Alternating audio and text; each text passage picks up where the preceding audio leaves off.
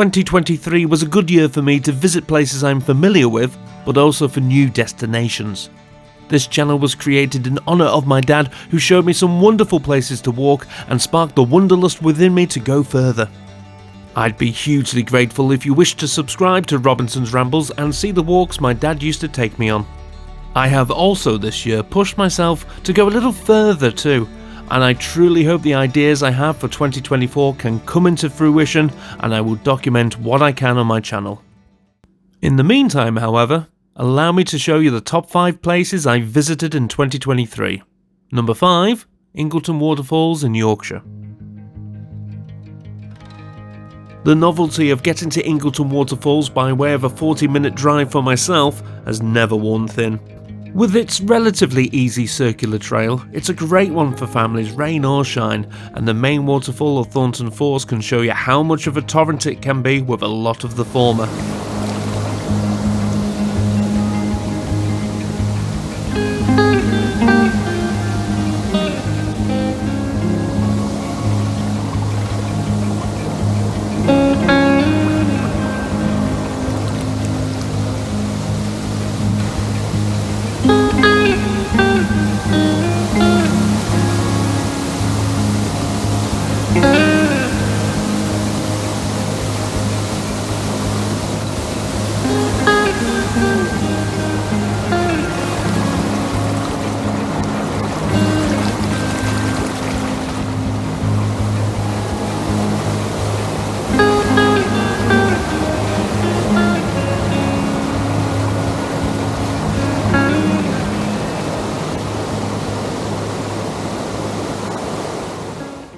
Number 4, somewhere I try to visit every year, Little Langdale in Cumbria, and this year I explored a new part of the area that I'd never been to before. I wanted to revisit it and also add in a little bit which I can't believe I've never been to actually, because in all my years that I've done this particular walk, I've never gone up to the cathedral cave. So today we're going to change that and get ourselves up. The Little Langdale walk just north of Coniston is one I always take inexperienced ramblers on, as it is one of the first walks my dad ever took me on. Well, I don't know how well the light's picking it up, but I may have found an entrance for something. So, come on.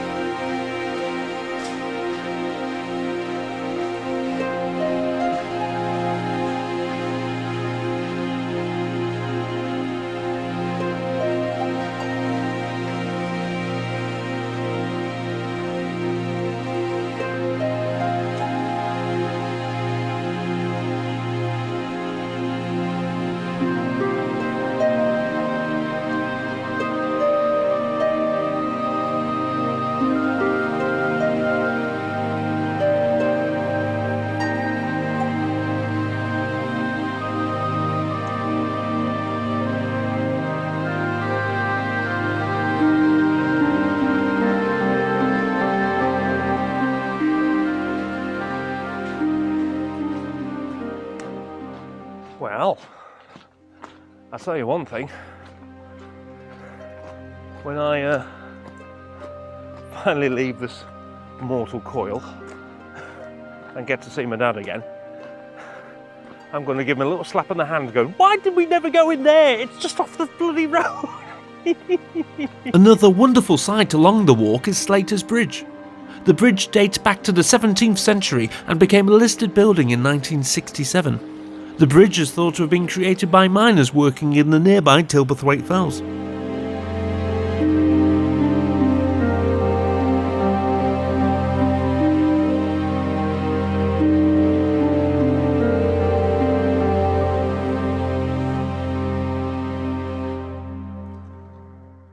Number 3. In 2023, for the first time in my life, I took on the Newlands Horseshoe.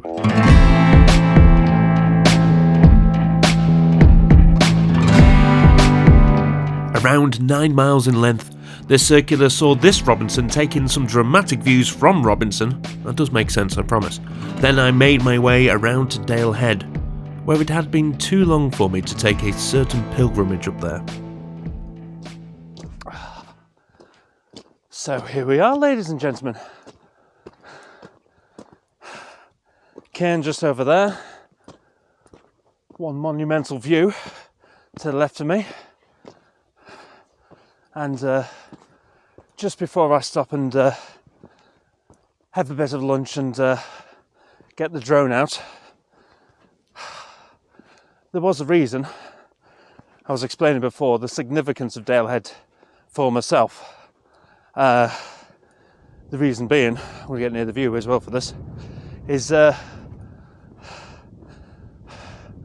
some of my dad's ashes are scattered up here.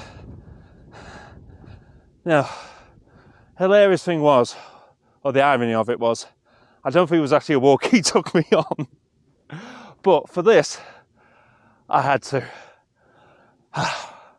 And the hilarious thing with his sense of humour, which I think I've inherited myself as well, is when we came up, so it was 2019, about February, no, I think March, April time 2019, and I got up, my mum got up, my half brother, of course my dad's side, and his son, my nephew, we all came up. And was it like this? Was it buggery? It was foggy, it was wet, it was misty, we could barely see a darn thing. So I think I'll dedicate this one to my mum, because gosh bless her, she got up here in 60 years old, and you missed this. Gonna have some lunch first. I'll get the drone out. The views up there on a clear day are nothing but heavenly, and easily some of my favourite views in the Lake District. There is another astonishing view coming up for number 1, but that was nowhere near Cumbria.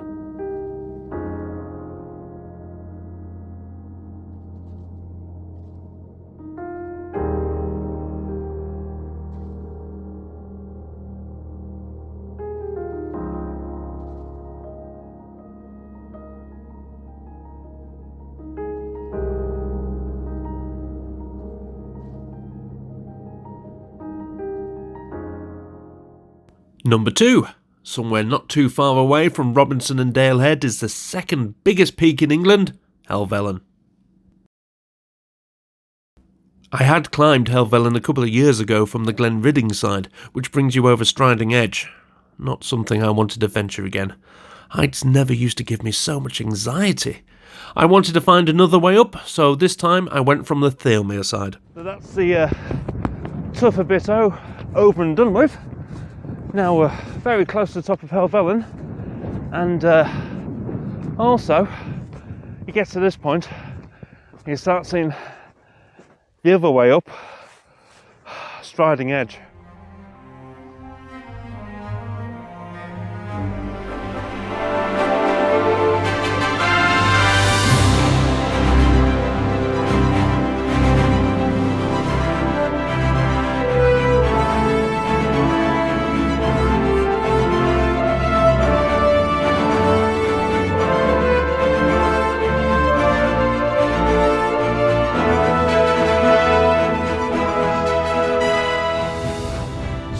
Do you know what? I'm so glad that I got myself out today. I find myself, I don't know, I haven't been to my GP and specifically found out if I've suffered from seasonal affectiveness disorder, you know, with the long nights and the short days. But it's poo. It's really poo. I don't like it. I really don't like it. This is absolutely benefiting me. It's making me feel, although my ankles are starting to ache a little bit going down these steps, I feel so much better within myself because of doing this today. So if you find yourself, you know, during the winter months, you're a bit like, ugh, and you have a look at the forecast, make plans to get yourself out. Look forward to it, because there is the looking forward to it, and there's the actual doing of it. It gives you a bit of positive well-being. It's fantastic. And at number one of the places I visited in 2023 was a tad different from the rest of them, the Zagora Desert in Morocco.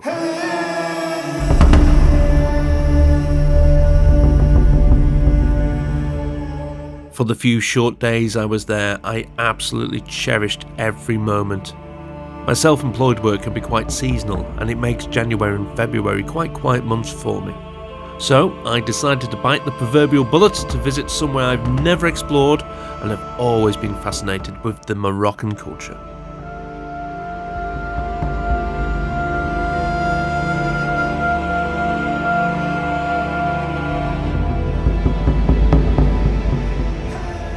And the cherry on top? The desert trek gave me the opportunity to see one of the most beautiful sunrises I have ever experienced.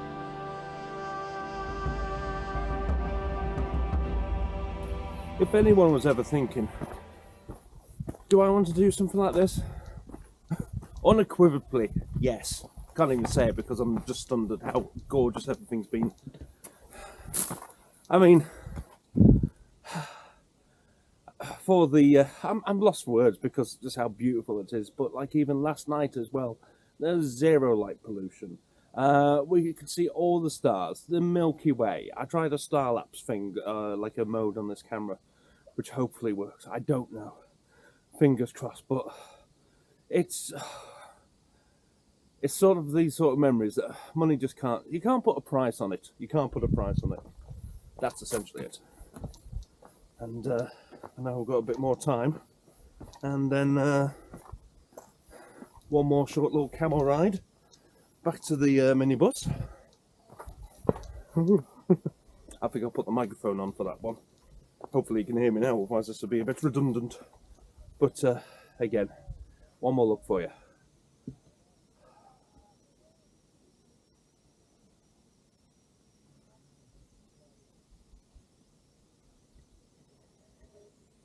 And there you go. My 5 favourite places I visited in 2023. Had you been to any of them in the same year as me? Where are your 5 top places you went to? Please let me know in the comments. I don't know about you, but I'm looking forward to see where I could venture in 2024. I have some plans, and fingers crossed I can share them with you in the near future. I also hope that you are able to get out there, explore new places, and find some new memories that you can enjoy for the rest of your lives. Happy rambling.